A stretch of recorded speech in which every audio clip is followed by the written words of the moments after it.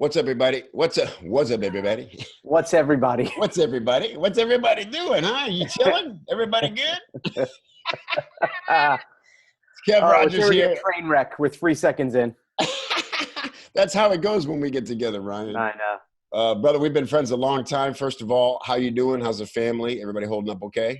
We're doing well. I am so blessed. I have a wife who's supportive, and she's a psychologist. She sees some patients privately, but she's home. She's helping with the kids. So all four kids are home and doing the schooling, and our community, our schools were really prepared. They were prepared like 2 weeks ago. So day one, the kids are like online learning and they're healthy, and there's four of them. So they kind of play and fight with each other. Right. So yeah, we're really, really lucky. Yeah. But I know a lot of other people aren't. So Yeah. I'm trying to, I know you're trying to, that's why we're doing this, trying to help as Why we're many doing people this, as man. possible. Like it's, look, I was, driving just to the office today, Ryan, and I realized like everything my eyes come in contact with is affected in ways that I'm not even comprehending yet. And they don't even know Yeah. yet, right? Like the school and the church across the street, every business you pass, there's a tavern across the street that I'm sure normally on St. Patrick's Day, it'd be one of their biggest Oh, days of the year, right? absolutely. Yeah. So this is happening all around us, but I think the best we can do is share our experience, right? And Mhm. I think if people see, especially if they're just starting out in their online business, that these things do occur. There are things that happen outside of our control. As much as we try to control business, we wake up Right. every day wanting to control outcomes and manage results, right, and improve results. And a thing like this happens, and suddenly everybody's scrambling to figure out what to even expect.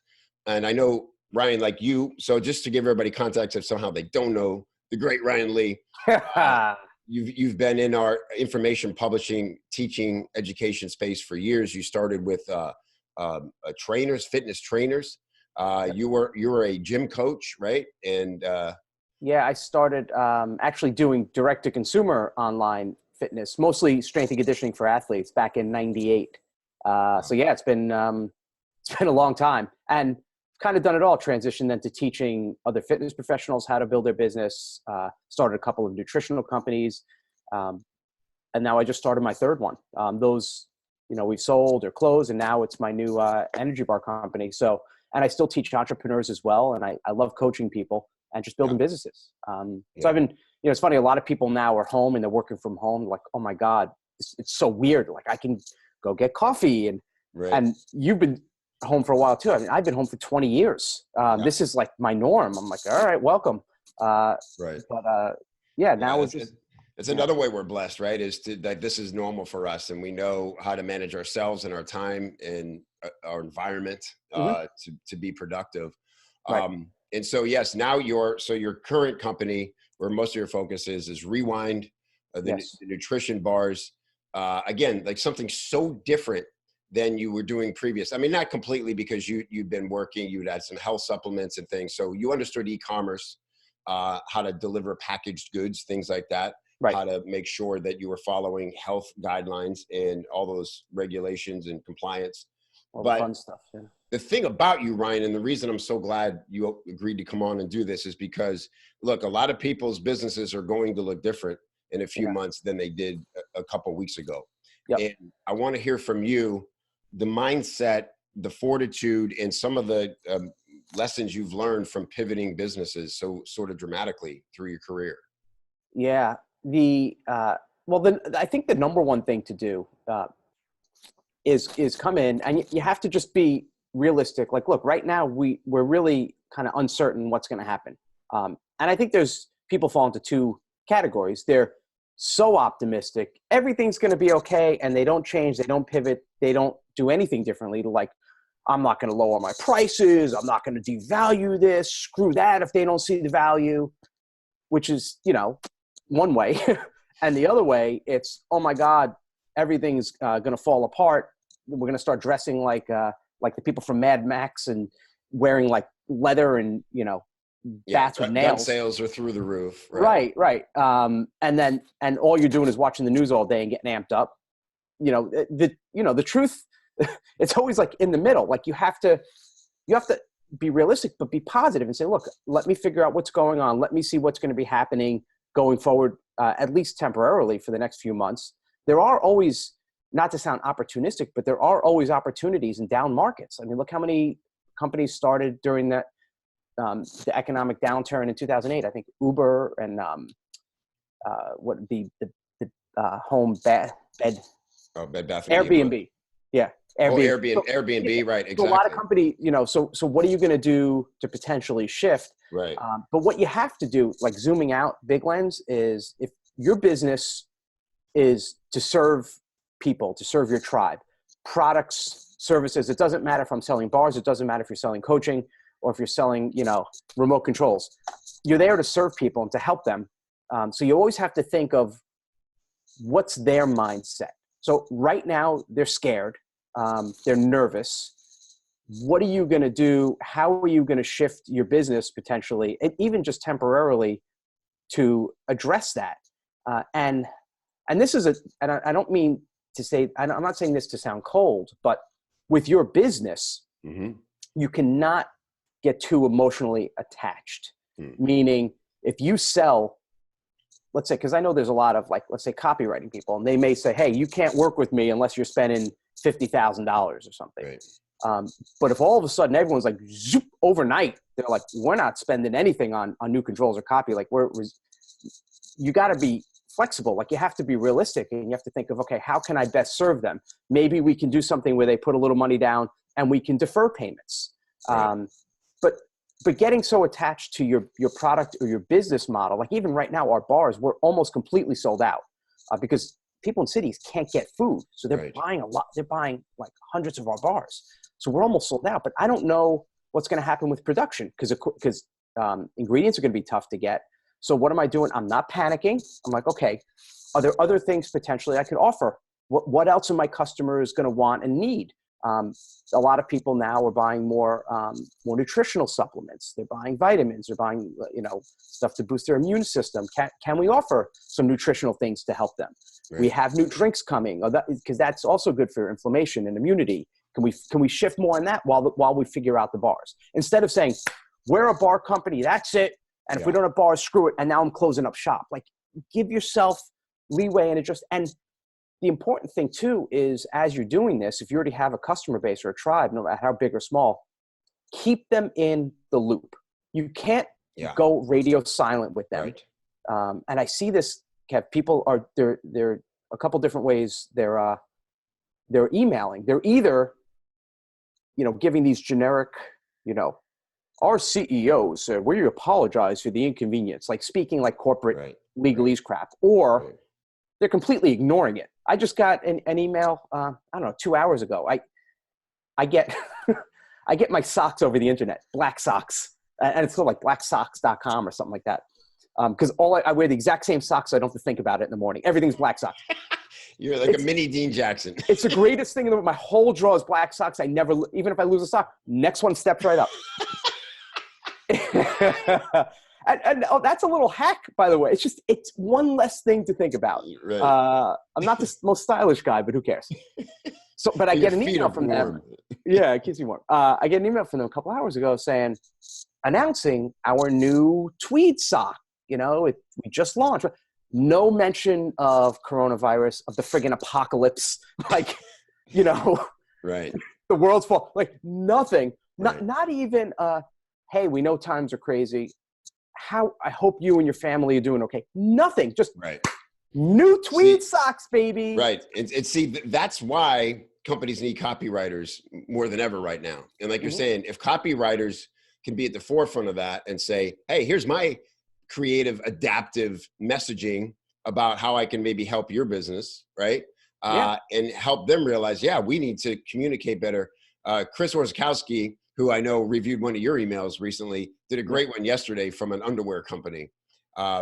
Hilarious, just a really funny email, appropriately funny, and balancing the things they had to say through all this. And it just made you want to buy their underwear immediately, right? Because they're like, they get it, they're on point, they're on voice. And so, my friend Melanie Warren was saying, like, one thing she did is she's reaching out to local business to say, hey, I bet you're confused about how to talk about this with your customers, or how to make announcements about what your business is doing. If you'd like, I'll write some emails for you. I'll write, just show people, if you're sitting there with no work and you have Right. creative abilities, things like copywriting, things like design. And like you said, instead of like clamming up and just going, oh my God, this is the worst thing ever. How could you reach out and be helpful and let other people know that you have this talent, that you provide this service? It'll lead to immediate work, but it'll lead to a lot of future work too, right? Let's create goodwill. If we're sitting idle, let's move and create goodwill. 100%. You got to keep moving. And that's a perfect analogy. Like you got to keep moving. And if you don't have paid gig right now, exactly what you said, come from a place of service. And if let's say you're serving your local town, like if I live in this town in New Canaan, and there's, 100 small businesses all on Main Street here. Can you email each of them and say, hey, I wrote up a short little email, a little intro, something you could send to your customers. It's free. I'm here to help you. No obligation. Use it, adapt it however you want. I'm just here to help you. Instead of saying, hey, here's my price, or hey, I'm going to give it to you half off, like this cold email pitch. They're like, are you kidding me? Because I think that'll do the opposite. But giving, knowing, okay, I'm not going to get paid for this, but you're right. You already have the creative juices flowing, and looking at as a long-term. What I did with our business, with the bars, because I don't know what's going to happen with shipping. I said, you know what? I'm just going to give all of my customers our bars at cost. I can't go lower than that because I'll be out of business. But we have all our money tied up in inventory. I'll just break even. That's fine. And I'll get it in the hands of people who need it. And we did have a couple thousand bars here, dented boxes and returns like that. And I donated them all to local schools, kids on free lunch programs that can't get food. So serving and telling people, here's what we're doing. Here's why we're doing it. Knowing that, okay, I'm not going to profit now, but I'm building relationships. And I cannot tell you how many emails and messages and Facebook messages and posts we're getting saying, thank you for doing this. Thank you for being real. Thank you for treating us with respect and not raising the prices, because I could have easily said, hey, the demand's through the roof. Let me raise the price. And they're saying, you've got a customer for life. And I'm not doing it to manipulate, but you've got to also start thinking long-term too, because we will come out of this. Right. Like, hopefully, if not, we'll all be dead in a couple of years. Might as well be nice on your way out. Right. Just do the right thing. And you've got to have, entrepreneurship is about resilience and it's about agility. That's right. And if you're so like, this is it, this is what I do, too bad, you're dead. Like if you're just sitting there, I'm not going to do it. I love that, Kev. Got to keep moving, and you got to stay agile. And what can I do, and how can I help, and how can I serve? And it will turn into opportunities. Maybe not tomorrow or the next week, but doing whatever you can to help and serve. And there will be some of those out of the 100 emails you send. There's going to be a few that say, we do have some money in marketing. Can you write this ad for us? Can you do this Facebook ad? Can you write this promo for us? Or they'll recommend you to a bigger company who's not who's actually seeing a rise, right? So there's no downs. The only downside is it's going to take your time. But if you don't have a gig anyway, you can either write some stuff, maybe get some business, do some good, help some businesses, or you can watch 7 hours of friggin' NCIS on Netflix.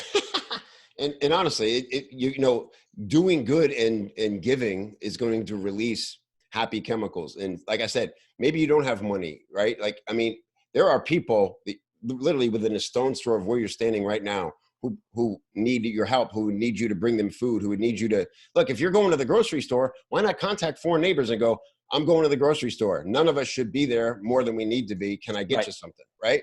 Yeah, absolutely. Just things like that. Like you don't have to complicate, check out some local food banks, like do your due diligence and make sure you're giving to good companies. Scammers will arise in all this. Go with the resources that have been there, that are doing these things on the front line, feeding people for years. And now's the time to donate if you never have, right? You don't have to create a bunch of red tape and complication to give. And like Ryan said, the brilliant idea. Here's a templated email. Send it to all your local businesses and just say, I'm a copywriter. This is what I do. I bet this is a struggle for you. If this helps, use it. God bless, and here's how to contact me if you need anything else. I mean, absolutely. And that releases happy chemicals, and that helps us be better parents, helps us be better human beings in going through all this. It's soothing. Yeah. And 2 things. First, finding the reputable companies, make check payable to cash for the Kevin Rogers Foundation. But It is not tax deductible, by the way. 1020s. But now is the time, and I said this in my email, and there's a company, Privy, they reach like 40,000 companies. They're an email, and they featured my email I wrote to my customers from yesterday, saying this is how you should communicate with your customers. And I firmly believe this. Now is the time for business, for entrepreneurs, for marketers, for copywriters to stand up and lead. This is when, like, you show your true mettle. And I'm telling you, this is when some businesses will rise and people will rise to the challenge and be like, I got this. You're my tribe. I'm here to protect you. Let's do this. We're in this together. And there are going to be some that wither away and hide. And there are going to be some that try to be sleazy or ignore. And you just step up and lead. We've never been through this. You know, our grandparents were through the World War II. Like, people have been through tough things. My dad was through the draft. People our age, we've never been through something like this. We did have September 11th, but it's different now. Right. 2008. This feels different, doesn't it? Because it does. It's the world. It's not just your town or your country, and it's happening every day, and we don't know day to day what we're facing. And every day, you know, people are talking about get those people off the beach in Florida. What are they doing? Well, that was Saturday. And I got to tell you, bro, I was at the beach Saturday with my family because it seemed like a way to not be crammed up against other people. Right. We were shocked at how packed it was there. But from Saturday to now Wednesday, how differently I'm looking at the world and how much we've adjusted our lives. We're having dinner our date night in the backyard, my wife and you know what? We loved it. My wife was saying, I don't want to go back to the way maybe we could move to a farm. Like, you know, like this is, you know, so there are positives, like look inward, be resourceful. And it's just, you know, the positives can come of being forced out of your day to day, just running on the hamster mill. It does. And, you know, having these restrictions thrust upon you makes you think different and creatively. You're right. And you might say, you know what, I don't have to go to an office. I don't have to do this anymore. I could work from home. I could work remote. I could do all these things. And not just people in our world, because, you know, I know you have a lot of copywriters. You know, copywriters are a little weird and crazy. And they tend to be alone in caves with like maybe some dead bodies. Right. Uniquely prepared for isolation. Yes. Your copywriters are built for this. You guys are like, should be thriving. You're like, yes. I get to be alone in a dark room. But a lot of people, this is not the norm. They're used to getting up and getting on the train and going to work and commuting. And this is totally throwing them for a loop. But you're right. There are going to be some who say, this is the greatest thing. What can I do now in the future? Can I work from home? Can I do more telecommuting? Like I think there's going to have to be some kind of fundamental shift. I don't know how big or for how long, but there's got to be a lot of people that are going to come out of the traditional working place and be like, it's the greatest thing. Like I've really enjoyed having my kids home all day, and I'm right after this, I'm going home for lunch to see them, and then we all had dinner together. I was just at our local toy store, and it's, you know, it was one other person's store, but I want to support the local stores, and I bought like a whole bunch of board games because we were playing board games last night. It's just can't remember the last time we've done that. Yeah. So use whatever positives you can as well, and also physically. Like now that you're home, like get into the best shape of your life. Move, you know? Right? Move, eat good foods, work out at home. You don't need to go to the gym. Tension bars, right? Like those tension bands. You can get the greatest workout, body weight workouts. Ryan, I know you sprint. You go to your local high school and you sprint around the track and you walk in the woods and you know.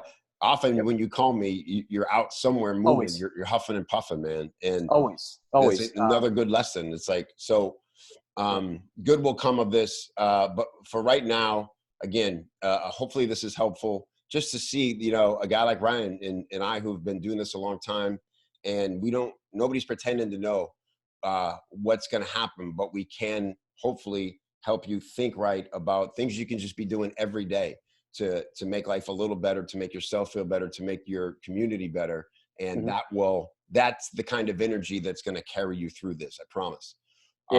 Absolutely will. Ryan, thank you so much, brother. I'm going to hit you up too. I've created a thing. I want to give away some resources to copywriters that are going to help them do the things we're talking about, frameworks for how to write certain things.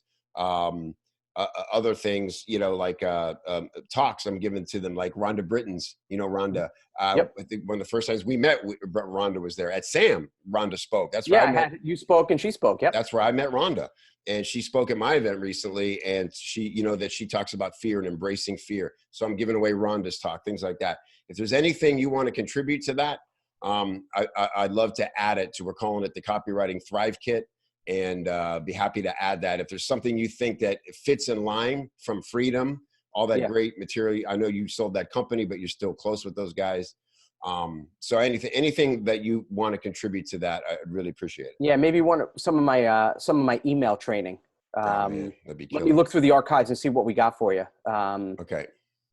Yeah, I'll find something. I'm always, yeah, when you email me, say, could you come on? I didn't even know what you wanted to do. I just wanted to put you on the spot.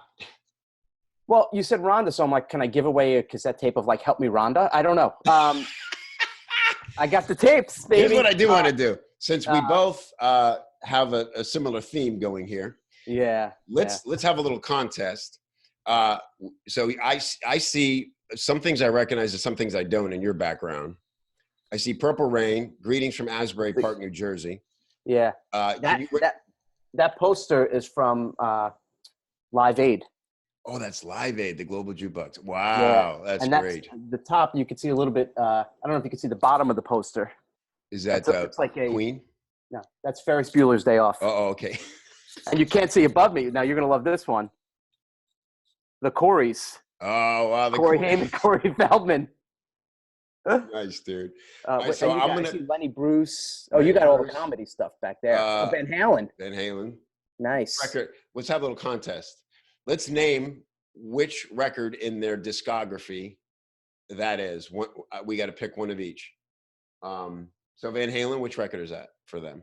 That is, I think, was that just called? Was that it was just called Fair Van Halen. Warning? Was that Fair Warning? Was that just Van Halen? Just called Van Halen. Van Halen, yeah. That was their first one, right? You got it. You won. Ding, ding, ding. Ryan Lee. Yeah, that was. Right. Was that? Did it have Running with the Devil? It had Eruption. Exactly. Right? That was exactly the lineup. Running with the Devil, into Eruption, into You Really Got Me, the Kids cover. You Really Got Me, and then change the history of music. Asbury Park. Greetings from Asbury Park, New Jersey, is Bruce's. That's his debut record. Am I right? Was that his debut? That's a good question. We'll have to look at it. I have all of his stuff because it was definitely before The River. Yeah. And it was before. I think it was before Nebraska. It might have been the first. I think it is. Yeah. All right. Yeah. And speaking of Van Halen. Yeah. I don't know if you can see that. What do you got? Sweet, bro. So that's your office? Yeah. Oh yeah. We got all the arcade machines over there. Love it, man. Yeah. So, by the way, that's another little, like, just mental tip. Surround yourself with things that make you feel good. Make you feel good. Yeah. Like whatever environment you're in. Who says it has to be like, Tony Robbins books? Like you could have whatever you want in the back, right. or books by Seth Godin. Like you could do whatever you want in the back. You have comedy albums. I have like stuff from my youth that make me feel good. Yeah. Doesn't mean we're stuck in the past. It's not a mullet. It's right. I'm trying to go the mullet. Like you said, it doesn't have to be all serious all the time. Like your workspace should feel like a playground because that's what allows you to be creative. Absolutely. And there's no rules. You could run business however you want. And that's another thing, we talk about pivoting. I don't want to go back in because I know we're wrapping up, but just having fun and playing and bringing that sense of play, especially now when people are stressed, just kind of show them like, we'll be good. Like we got this, be a voice of reason and sanity. And the other thing I do caution you against is, and I know we try to make light and humor and, people making fun of people hoarding toilet paper. Just be careful though, because there are a lot of people who, they're really scared and they may not be as well adjusted as you or I. Right. And they go into panic mode and they see other people getting toilet paper and they get scared, they get nervous, and it's just their way of showing they're scared. So making fun of them doesn't really help the situation. So just, again, I'm not like overly PC, and you can't have like joke a little bit, but just be careful with who you're kind of slamming.